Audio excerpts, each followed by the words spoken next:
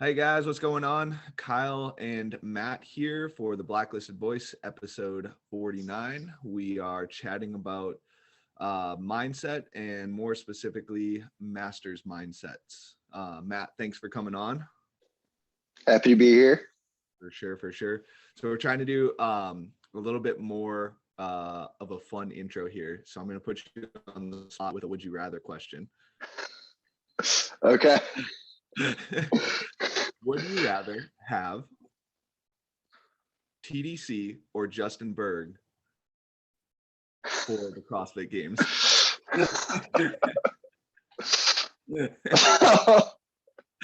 Oh man.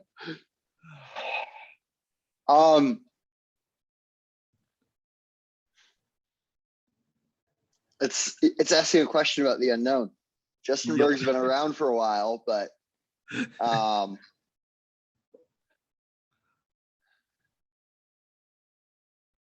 if I'm going as an individual, I would be happy to still have Castro. Yeah, I agree. Yeah, it almost boils down to like, would you rather have stability or would you rather have unknown or like chaos, basically? Yeah. And honestly, like this Justin Berg, like putting him in there almost feels like oh shit, we fired the coach in the middle of the season. Quick, throw somebody in their position. Not to say that he won't do a good job. Yeah.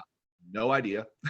Yeah. I honestly didn't even know who he was until Morning Chalk Up wrote his name in their caption. So hopefully it'll be a fun. I mean, I'm sure it'll be a fun season. Yeah, I got faith in the season. Yeah. So, but yeah, it'll be definitely some big news to hit the CrossFit community this week. So Yeah.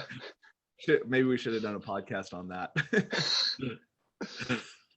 But cool. Yeah, I guess to get started after that, I think the best way, I guess, to go about this would be and we've kind of already chatted about this a little bit, but like defining like what a master's athlete is, and then some differences in like 18 to 35 age range, and then kind of each division going up after that into the master's divisions. I think you had some thoughts on that yesterday when we were chatting a little bit. So I think anyone, if you sample any athlete, whether younger or older, they're a CrossFit athlete because they enjoy training, they enjoy putting in the work, and they're willing to put in the work.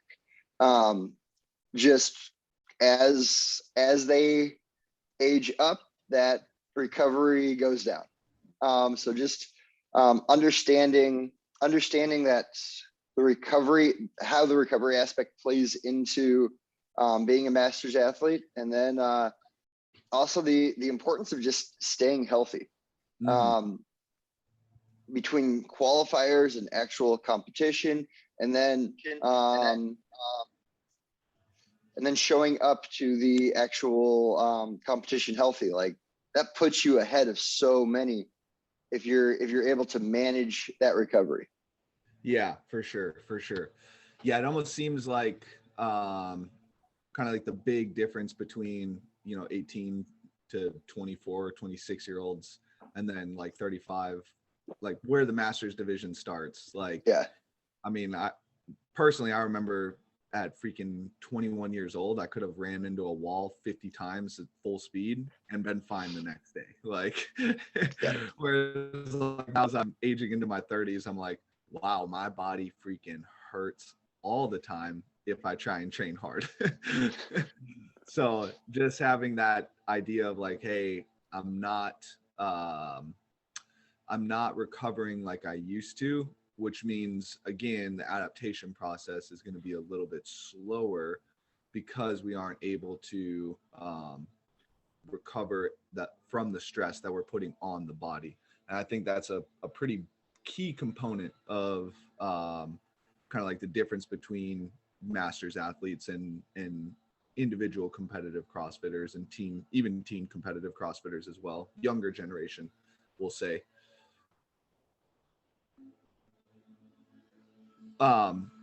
What other differences do you kind of see in like masters athletes and younger generation athletes? I see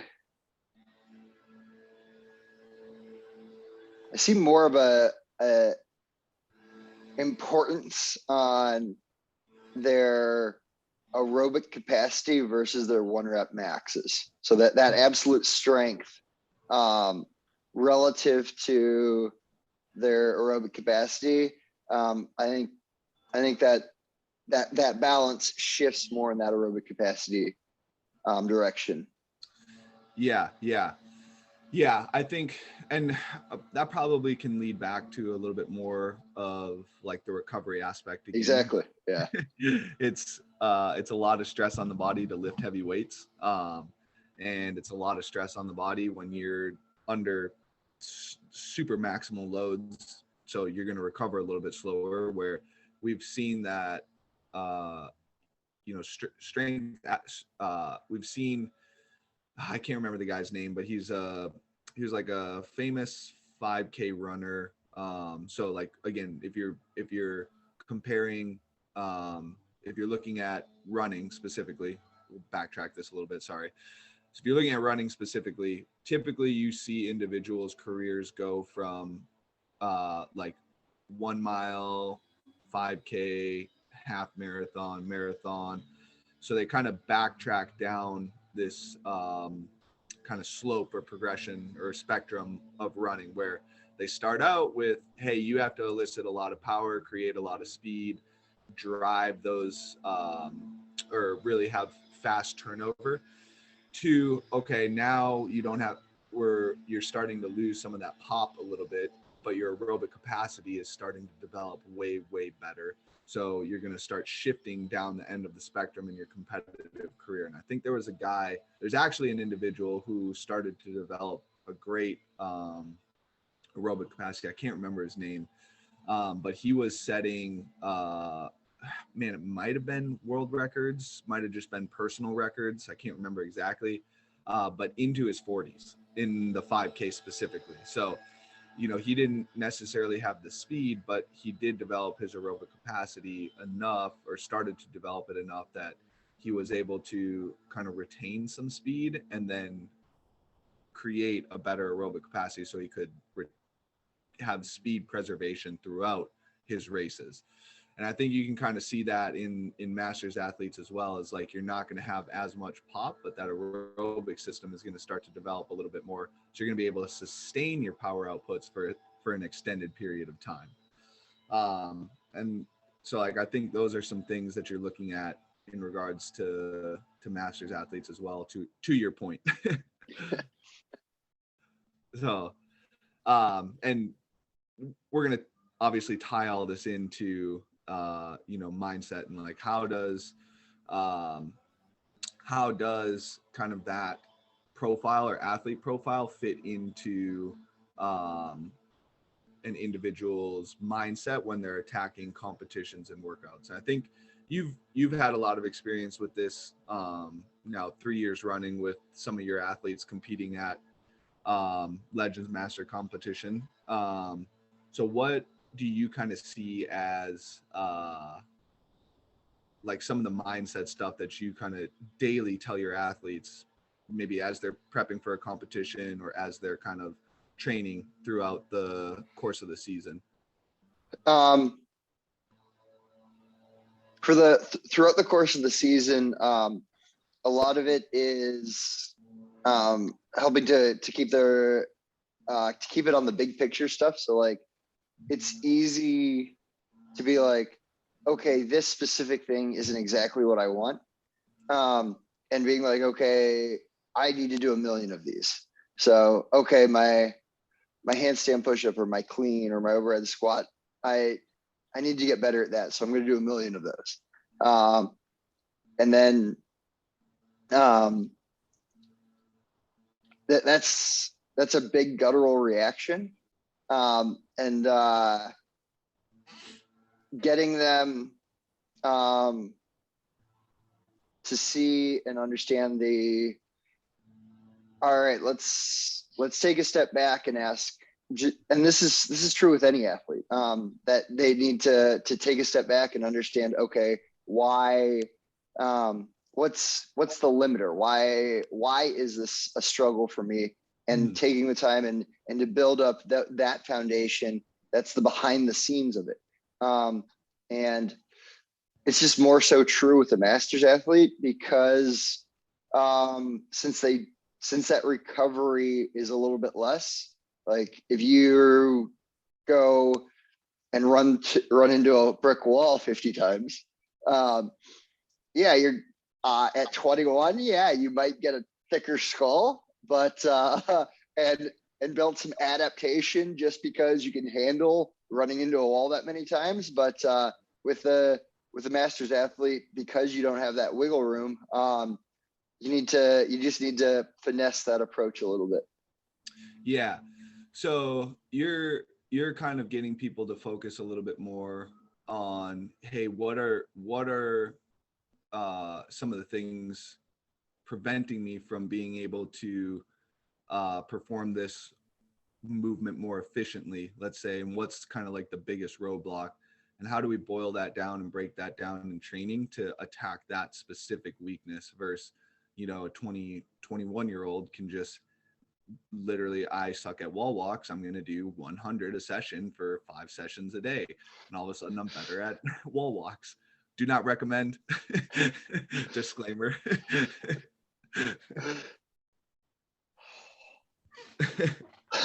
Sounds awful. Yeah. So your approach is more getting them to buy into, hey, let's examine this, let's figure out what the weakness is, and it kind of more attack that weakness than it is, hey, I need to do, you know, 1 million of these things. Yeah. It's getting them excited about the quote unquote unsexy stuff. Yeah. So what are some things that you've done to kind of like get people to buy into that then? So it's for me personally, it's conveying the message that I am on board with their goals and I understand what that ultimate goal is. And that I want that ultimate goal for them. And then kind of breaking it down of, okay, if we want this, well, we're going to need this to happen first. And if you can show them where they actually feel like, oh, if I like adjusting a technique a little bit, where you get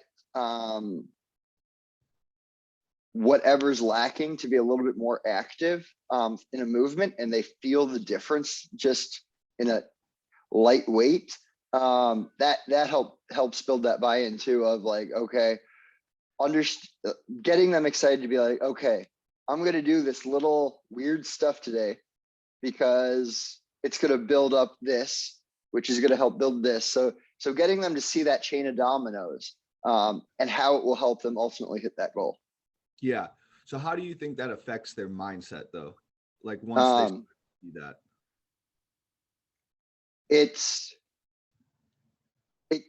It creates a little bit more excitement about it, Okay. about that process. Mhm. And having that excitement breeds that consistency that you need. And that's a lot of what training just comes down to, is just being consistent. Yeah. And I think that holds true for all athletes as well, Yeah, not just absolutely. masters athletes.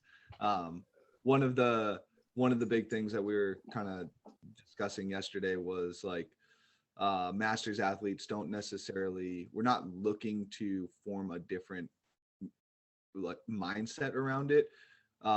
Like a lot of what we preach to masters athletes is similar stuff that we're going to preach to like like a younger generation or younger athlete. But I think the big thing that they do need to understand is that recovery process, like you were talking about, so that they can start working on some of the more little things, or the little things for a specific movement. Technique becomes the more prominent component of their training, of their lifting specifically. Um, maybe in their gymnastics movements as well, depending on, you know, what those look like. Um, and then once they kind of see that, the excitement comes back, and when you're excited, the consistency also follows for sure. So Yeah. um, one of the big things that I've kind of seen, that's happening more prominently now inside of like the crazy social media aspect of the world, is people's focus is constantly pulled in millions of different directions. Maybe not millions, but thousands, hundreds of different directions. And like, we were kind of chatting about this yesterday as well, as you know, there are 100 different people that are preaching mindset things on Instagram. And you know, if you're just kind of sitting there scrolling or looking at your explore feed, or you know, watching down the rabbit hole of YouTube videos on mindset, there are there's an accumulation process of things that you start accumulating. You're hitting follow on this individual, you're hitting follow on this individual, you're bookmarking this post, you're bookmarking that post. And all of a sudden you start to kind of get this scatterbrain of different um different quote unquote sermons that you're starting to hear all the time. And when what we really need to have happen is we need to figure out what you need specifically, and then tune everything out outside of that to dial it in and get you thinking about that one thing specifically. So we know that it takes a long time to develop um, thought processes and different habits on how you train your mind to work.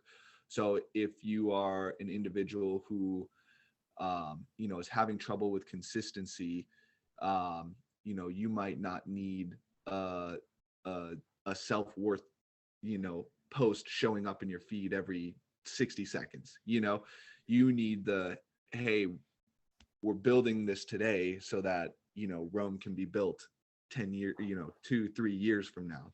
That's kind of the message that you need to start reiterating to yourself and getting more consistent. And so that's what you need to be reminded of every single day. Um, and so I think one of the big things is finding what your message needs to be, and then putting that into your daily focus and tuning everything else out until you have developed that mindset of, hey, now I'm freaking in the gym 5 times a week, getting, you know, my 90-minute sessions, 2-hour sessions in. If you're a competitive athlete, I'm living this lifestyle now, but now I'm starting to compare myself to other individuals. And you're starting to recognize that, okay, we've established that you can get consistent. You understand that process. That is a part of your lifestyle now. Now we start to see like, oh, you're starting to compare yourself to other individuals. Let's give you, you know, a sermon on that you can start to pay attention to and start to focus on, and develop that as part of your mindset going forwards. I think that's kind of like the big thing with athletes nowadays, is there's just so much. You can get a sermon on so many different topics that you're just not sure where your direction needs to be pulled or focused on, if that makes sense. Yeah, I mean, it's to oversimplify what you just said. It's Yeah. just that consistency. It's Yeah. the same way you need consistency with your physicality, you need consistency with your mentality. Yeah, for sure. For sure. Is there so like you're preaching on consistency a lot. Is there another big component of like masters athletes that you find is a common kind of like mindset trend that you kind of reiterate with a lot of your athletes?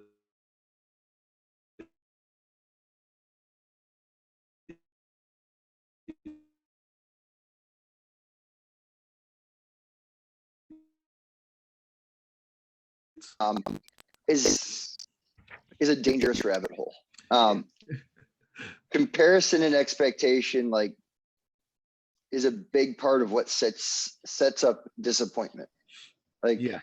and this is true for no matter what the age group is. Like, you can get fitter in every single way and do 10 times worse in the open just because of who aged into your age group. Yeah. What are the workouts that year? Like, you can be fitter in every single way. And as far as the comparison is, do worse. So it's being careful about comparison expectation. It can, at the right time, it can help motivate and drive, but I think in the bigger scheme, it can be detrimental year round. Yeah. So when do you find is a good point in time to compare that individual to somebody else, or tell them like, hey, look how close you were to this, like you're capable of doing this, versus like, hey, don't look at this score year round, or like don't look at your spot on the leaderboard year round, you know? Yeah.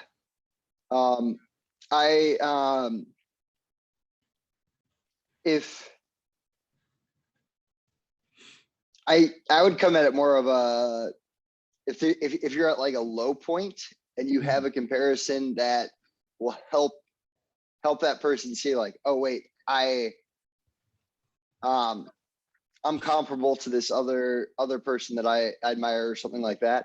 But I mean, like, you can hit a PR, and if you compare enough, like, you're gonna end up feeling like shit afterwards, because like there's you can hit a lifetime PR on a clean, and if you start looking down a hole of only lifters, or only lifters turned CrossFitters, like, you're probably going to end up being like, oh man, I have so much work to do now, versus like, I hit a PR, I'm crushing it. Yeah, for sure. I almost think it's more important to be like, hey, look at where you were.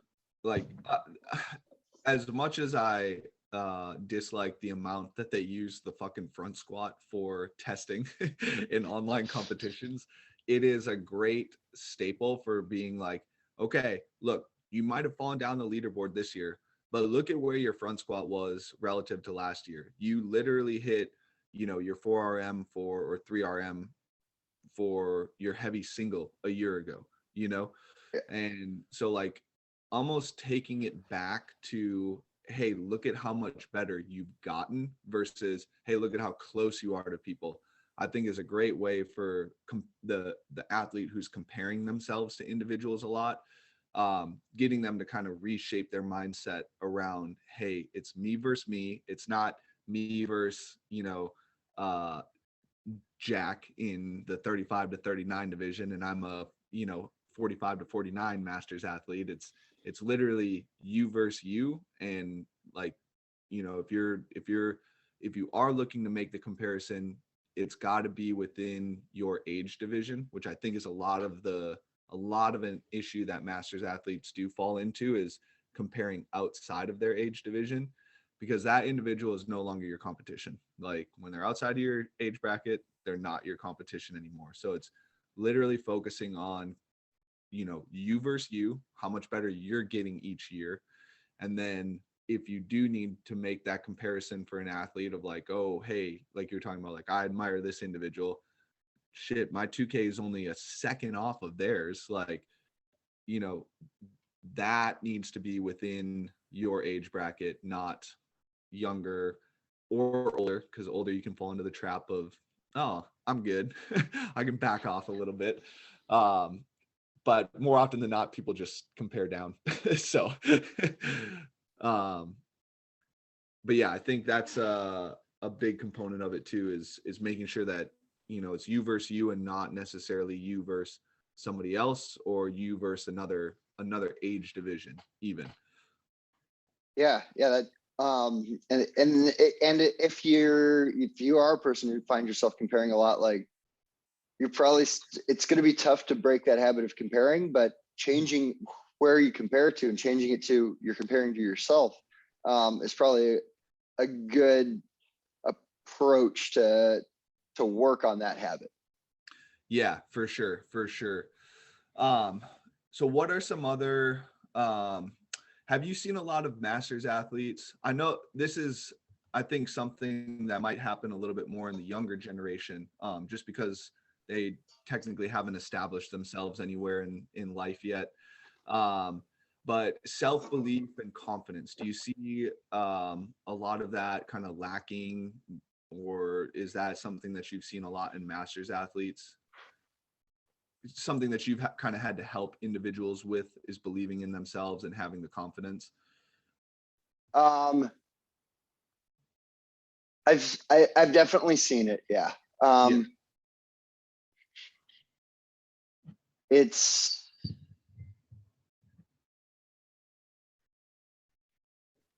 that self-belief is a tough one to crack. Yeah.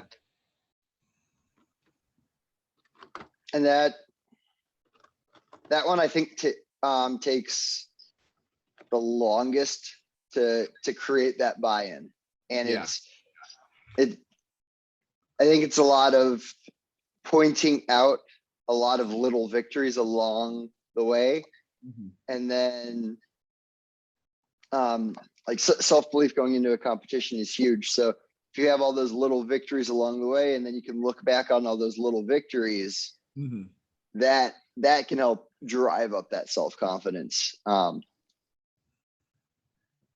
it's, yeah, figuring out how to emphasize those little victories to Mm-hmm. build up that overall confidence. Yeah, for sure. I've actually, I've had a little bit more of the opposite experience. Like, I think that, just, and I think a lot of it just comes from having more life experience and having done more things. Like, Yeah. females especially, like, you freaking more than likely have birthed a child, and that is a pretty remarkable thing in life, you know. Not everybody, but definitely some. You know, that's a difficult thing to go through, and you've done that for, you know, you raised a child, or like grew a child for 9 months. Like, you understand, you know, how to overcome adversity, because that is not the easiest thing in the world to do. And I think just having some of that retrospect to look back on, and some of those life experiences to look back on, allows that individual to have a little bit more, you know, self-belief and confidence going into training, into a competition, etc.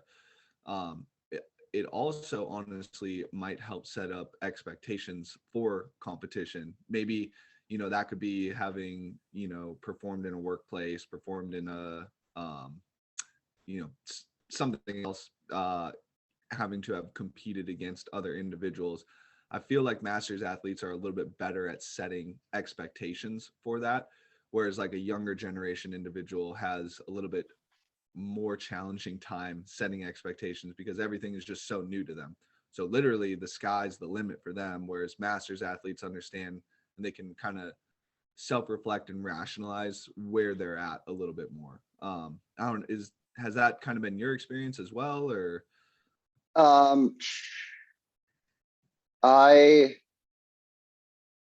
I can't say I've seen that as much, but I don't want to say that's not happening. Yeah, for sure. So you've been a little bit more on the opposite side of things, where individuals don't necessarily believe in themselves as much. Yeah. Okay, right on.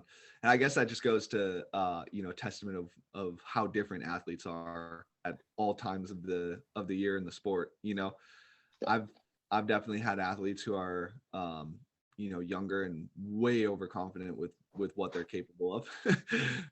And I've had athletes who are younger that have absolutely no idea what they're capable of. Which do you feel you're better at developing as a coach?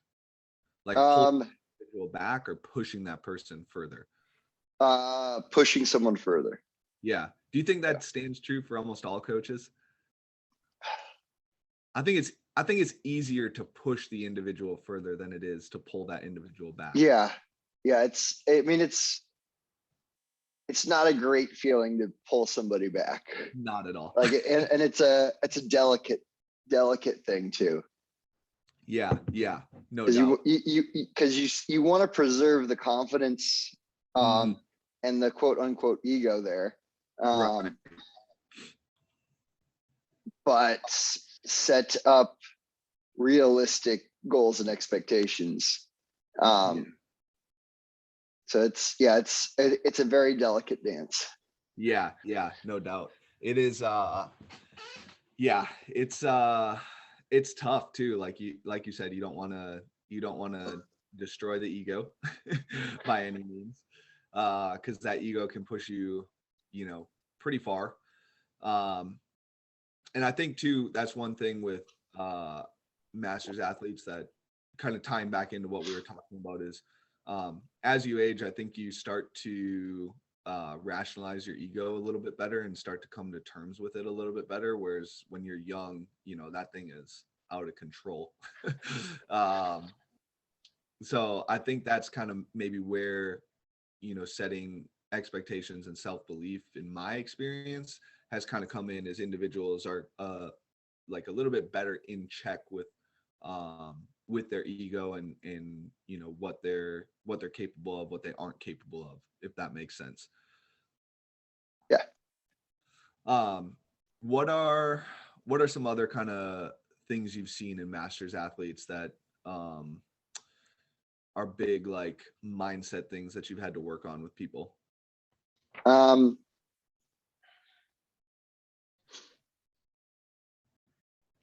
this this one's a little bit of combination of mindset and physical, but normalizing their understanding of pain, Okay. and working towards, yeah, if if you look at your programming and you see a movement and you're already thinking like, oh, that's gonna hurt so much, not from a like metabolic standpoint, just from a mechanical of like just putting my elbow in that position or putting my hip in that position, like that's not normal. Yeah. Yeah. And normalizing that, yeah, you should be able to look at a movement and be like, yeah, that looks like fun. All right, I'm ready to go. And understanding what that does then for a mentality of like the excitement behind the movements and the as well as just day-to-day training. Like if you're the mental stress that accumulates from those little aches and chronic aches and pains, the more you can do to alleviate and minimize those with your training. Yeah, it's the benefits that you get from mentality are huge. Yeah. It's I think, and maybe this comes from years of no pain no gain mindset quotes. I think that's kind of like the generation that is in like the masters divisions right now is no Yeah. pain. I think Steve Prefontaine was a big role model for people, or big idol at that inside of that generation. And for those of you that don't know, Steve Prefontaine is famous for the quote, "It's a good day to die." He would race as hard as he possibly could. He also died at a very young age, so never reached his full potential. But yeah, I think developing the understanding that, kind of like what you hit on back at the beginning of the podcast here, is like, if you are able to enter training every single day without pain, your recovery is going to be that much better, because now your adaptation process isn't going towards blunting or shunting pain signals inside of your training. It's not going towards healing whatever it is that's going on inside of your body at the time. It is literally going towards, hey, we're getting you fitter because there's nothing else going on. You backed off when you started feeling things, and you talked to your coach and you gave them adjustment, or he or she gave you adjustments, and you guys fixed whatever it was going on. And now you're able to push further and further and further inside of your training, elicit more intensity, and your body is solely focused on creating adaptation around that stressor and not the stressor of pain. And same thing with like you were talking about in competition. Like, if you are so worried about squat snatching at a competition, and because your shoulder is freaking blows up every single time and it takes 2 days to get the inflammation cleared out, and it might affect some upper body pulling movements or upper body pressing movements, and all of a sudden the first workout is a snatch, you are going to be stressed the fuck out leading into that competition, which a competition is already stressful as is. And so now you've emptied your cortisol levels prior to the competition starting. And so now you're running on E going into the competition, or you're running on half a tank going into the competition. Like, you can't expect to be able to elicit a full, performance or a good performance when those things are happening. And so, yes, like, developing a better mindset around pain, I think, is a huge thing for masters athletes. And it seems like people are doing a better job of it in the younger generations. And I hit on this with DJ. He was on our other podcast. Frazier was great for that, for the sport. He really just dialed everything back and showed people like, hey, you need time off in the off season to let your body heal. There's a couple competitions, Rogue Invitational, that he sat out one time because his back was hurting. And so I think the younger generation kind of saw that, and they're a little bit more malleable. The frontal lobe hasn't developed yet fully.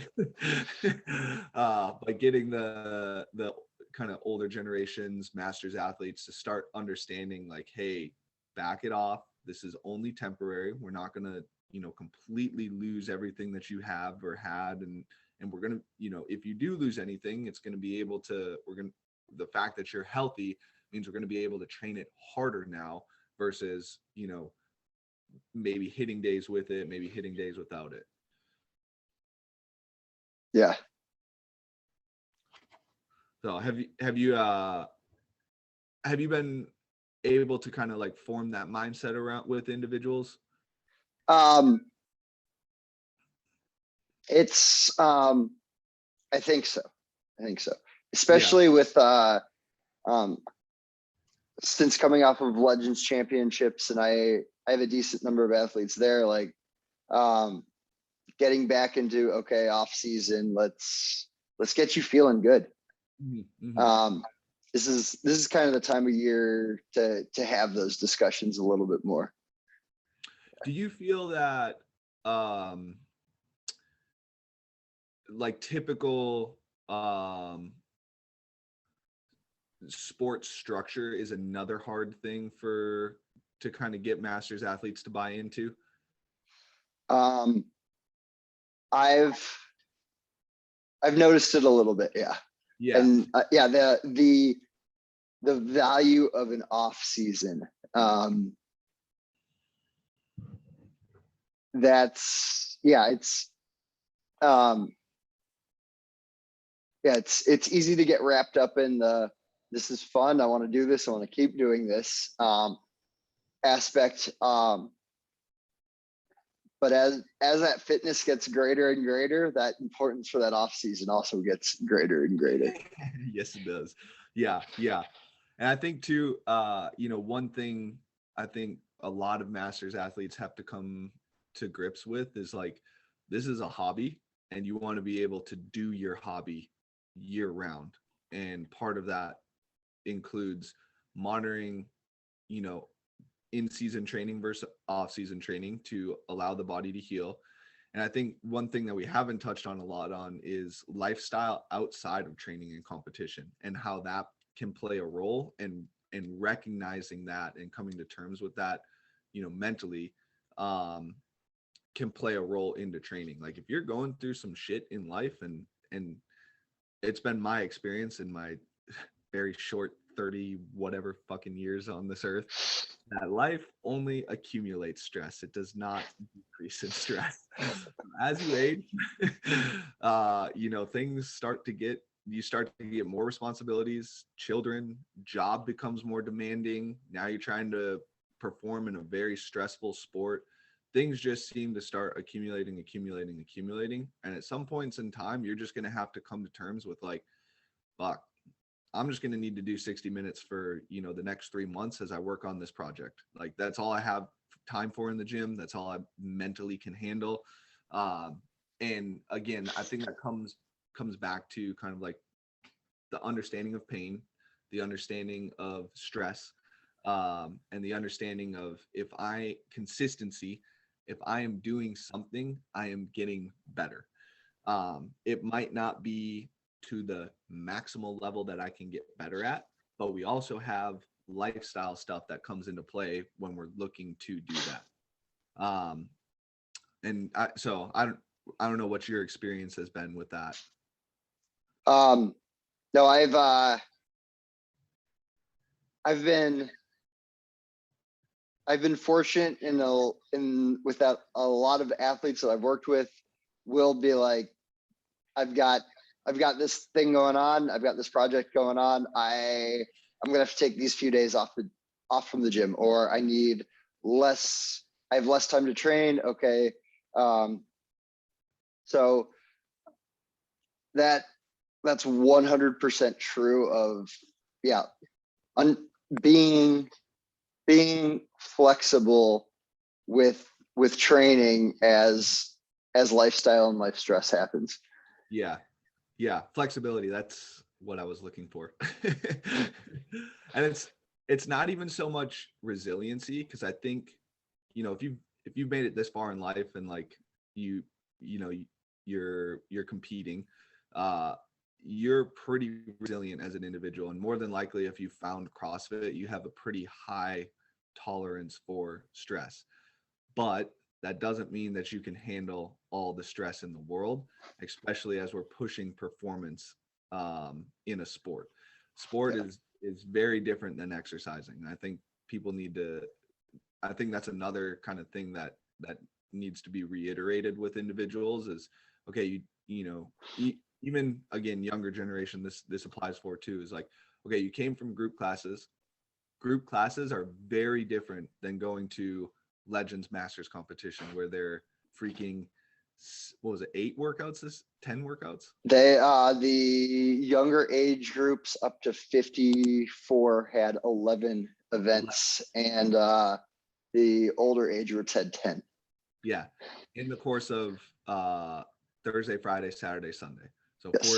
4-day period, you had 11 workouts. Like that is a completely different realm of fitness than just showing up and doing 1 workout a day. Even 3 workouts in a day. it's completely different. And I think that's where a lot of even at the games, I think it's the same thing. Friday, Saturday, Sunday, they have close to 11 events there, 8 to 11, I think. And it's a completely different realm, and realizing that like, okay, there's going to be some shit that goes on in my life that is just not going to allow me to train, I think is a very valuable mindset. Because again, we can tie that back into, okay, if you push too hard when you're stressed out in your life, and now you're creating more stress in the gym, now we're going to start to see some of those tweaks and pains come up. And if you're not great at understanding, hey, I need time off, when these things start to pop up, it's going to be a huge negative feedback loop. And you're just going to keep going around in a circle and a circle and a circle, and things are never going to progress, and you're just going to flatline with your fitness. And it's going to play into other aspects of your life. Now you're pissed off that you can't go in the gym, and that, that can play into your family life, that can play into your job, etc. So, yeah, I think coming to terms with that is a good thing to have. Flexibility, not resilience.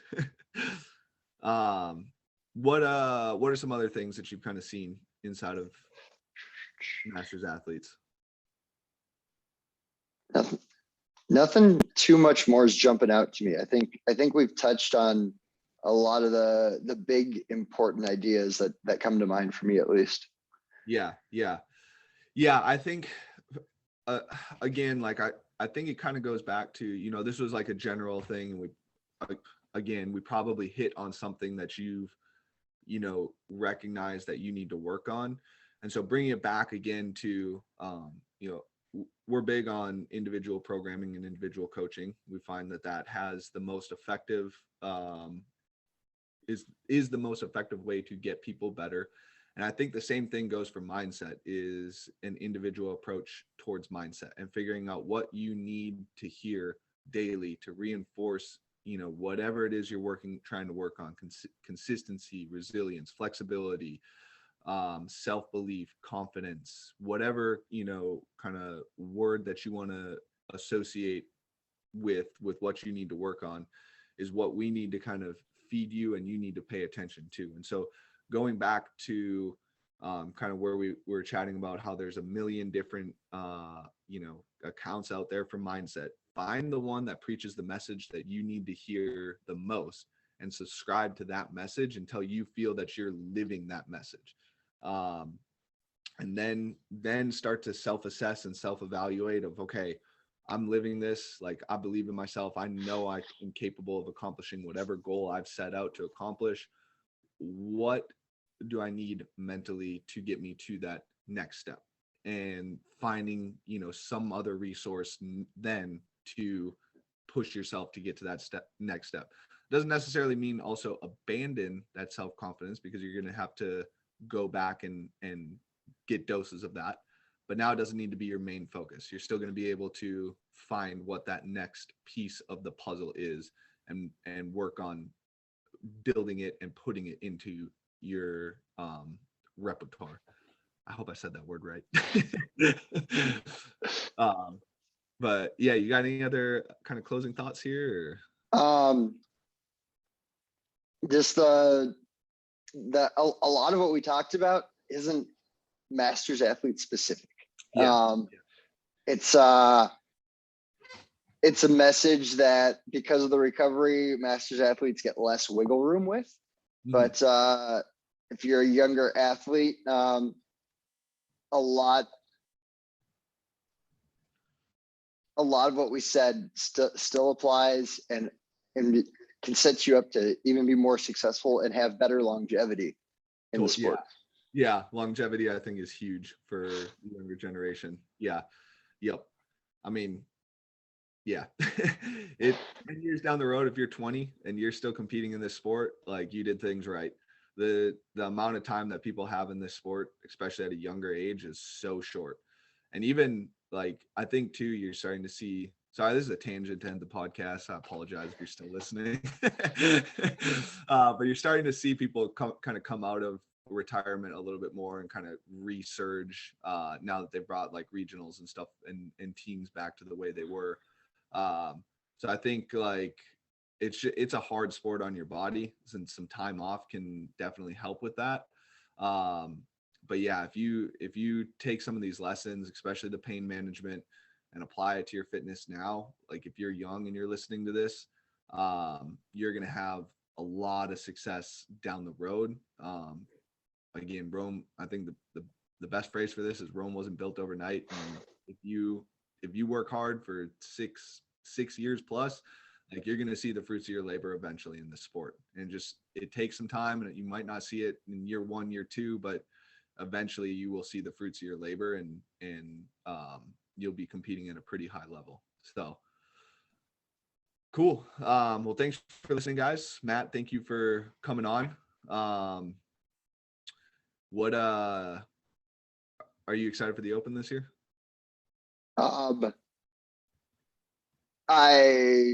A few months ago, I already realized that the Open was probably a no-go this year. So does that mean we're not doing our yearly competition? I mean, we could do it. But walking in, we know I'm going to be eating 24 pancakes. So We'll have to figure out like a handicap or something then. We'll put a poll out on Instagram and see if people want to see that again.